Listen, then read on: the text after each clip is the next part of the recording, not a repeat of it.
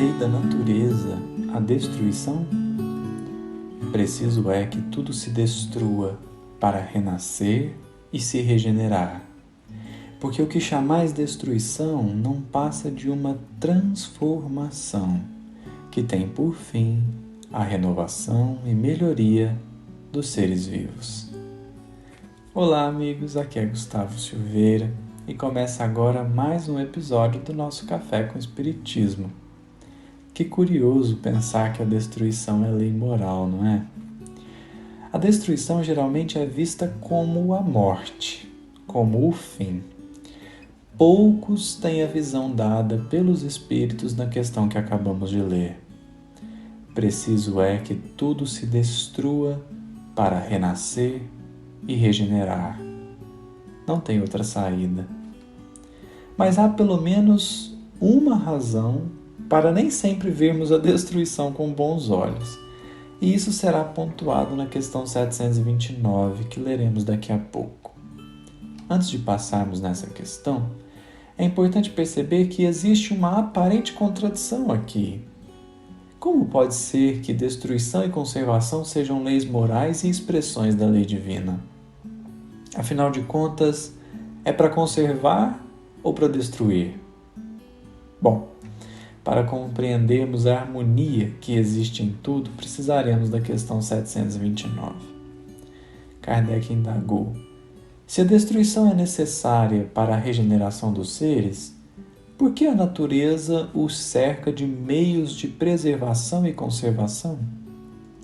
Os espíritos responderam assim: para que a destruição não chegue antes do tempo necessário. Toda destruição antecipada entrava o desenvolvimento do princípio inteligente. Por isso, Deus deu a cada ser a necessidade de viver e de se reproduzir. Aqui fica claro que, em geral, o que ocorre é a conservação. De tempos em tempos vem a destruição, mas no intervalo o que impera é a conservação, o que nos faz pensar que somos mais acostumados, mais preparados até para conservar, não para destruir, o que talvez possa justificar o fato de a destruição ser às vezes tão dolorosa. Ela é menos frequente e não raro nos pega desprevenidos. Todavia, é importante raciocinarmos sobre o fato de que a destruição tem um tempo determinado para acontecer. Já que estamos em aperfeiçoamento e a destruição ocorre para possibilitar a regeneração, como entender que ela tem um tempo certo para acontecer? Não seria isso um apelo a conservar a imperfeição durante certo período? A ideia não é bem essa.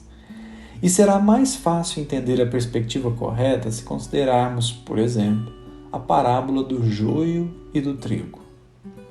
Apenas para relembrarmos, essa é uma parábola que está em Mateus, capítulo 13, e é mais ou menos assim. Um homem semeou boa semente no seu campo. Porém, quando os servos estavam dormindo, veio o inimigo e semeou o joio.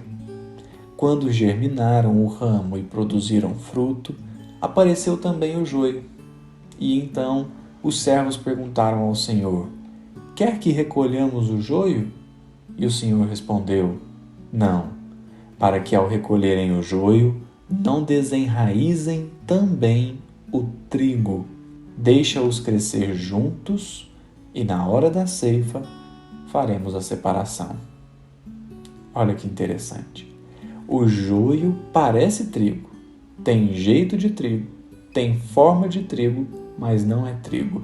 E, no entanto, o Senhor não ordenou que houvesse a destruição do joio antes da hora, porque isso também abriria a possibilidade de destruir o trigo. Era preciso esperar o tempo da colheita para poder fazer a separação e conservar o trigo. Se nós, então, levarmos essa lei de destruição juntamente com a parábola do joio e do trigo para o campo moral, veremos que, embora haja coisas dentro de nós que precisam ser destruídas para serem regeneradas, transformadas, é também necessário compreender que até para essa transformação existe tempo. Para justificar isso, podemos pensar em pelo menos duas razões. Primeiro, porque transformar-se é sempre um processo delicado e longo. Mudar hábitos, opiniões, preconceitos, vícios não pode ser algo que se dê de um dia para o outro, sob pena de não ser sincero ou de ser profundamente violento.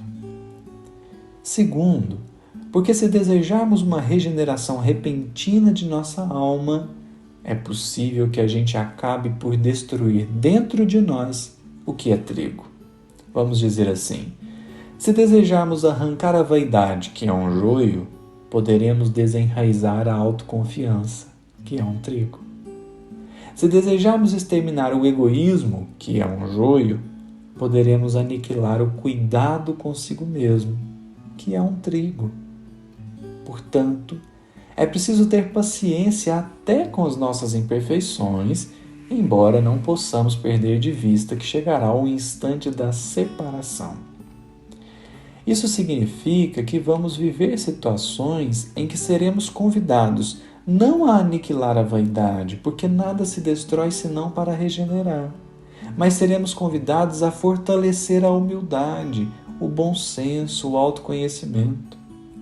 Chegará um momento em que seremos convidados não a exterminar o egoísmo, flagelando-nos a nós mesmos, mas a transformá-lo em altruísmo, fortalecendo em nós o anseio do bem e do amor. É que no final das contas, não somos chamados a destruir por destruir, mas sim a regenerar. Isso significa que o egoísta não será constrangido a parar de pensar em si mesmo. Ele será convidado todos os dias a pensar um pouquinho mais no próximo. O vaidoso não será humilhado e exposto nas suas imperfeições, mas cada dia será chamado a valorizar o trabalho dos outros, a perceber a necessidade dos outros e a reconhecer seu próprio tamanho. E assim com todas as nossas imperfeições. O joio que existe em nossa alma será separado, não porque será arrancado a qualquer custo, mas porque o trigo das nossas virtudes será fortalecido e despontará pelos frutos substanciosos que fornecerá, a fim de alimentar igualmente a quantos caminhem conosco. Um grande abraço a todos e até o próximo episódio do Café com Espiritismo.